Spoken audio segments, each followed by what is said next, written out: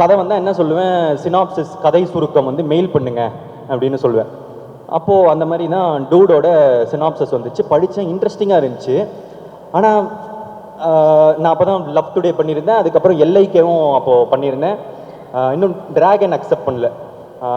ஆமாம், டிராகன் இன்னும் முடிவாகலை. அப்போது டூட் பார்த்தா திரும்ப லவ் ஸ்டோரி வேணுமா, அப்புறம் ஹீரோ வேறு இந்த மாதிரிலாம் பண்ணுறானே, நமக்கு இந்த ரிஸ்க் எடுக்கலாமா, இந்த மாதிரிலாம் யோசிச்சுருந்தேன்.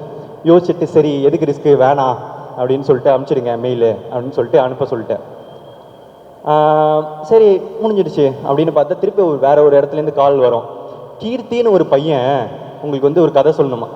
இல்லைங்க, நான் ஏற்கனவே அந்த கதை கேட்டு பார்த்துட்டேன் இல்லைன்னு. திரும்ப அதுக்கப்புறம் வேற கீர்த்தின்னு ஒரு பையன் திரும்ப எங்கன்னா பண்ண, கீர்த்தின்னு ஒரு பையன் என்ன விடவே மாட்டேங்கிறான் அப்படின்னு சொல்லிட்டு சரி பார்த்தா மைத்ரி ஆஃபீஸ்லேருந்து ரவி சார் வந்து கால் பண்ணார். Pradeep, I heard a really nice story. சொல்லுங்கள் சார். என்ன இல்லை, கீர்த்தின்னு ஒரு பையன். சார் சொல்லுங்கள் சார். இல்லை அவர் வந்து நீங்கள் நடித்தா சூப்பராக இருக்கும் அப்படின்றாரு. சரி நான் சொல்லலை, நான் ஏற்கனவே இந்த கதை கேட்டிருந்தேன், ஐ மீன் படிச்சிருந்தேன் அப்படின்னு. சரி மைத்ரி வேற பெரிய பெத்த ப்ரொடியூசர், கேட்டுருவோம். ஸோ வந்து கூப்பிட்டேன். எனக்கு அதை தாண்டி என்னன்னா,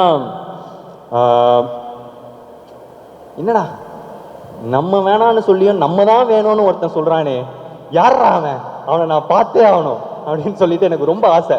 சரி கூப்பிடுவோன்னு சொல்லிட்டு வந்தா தினேஷா ஒரு கேரக்டர் வருது.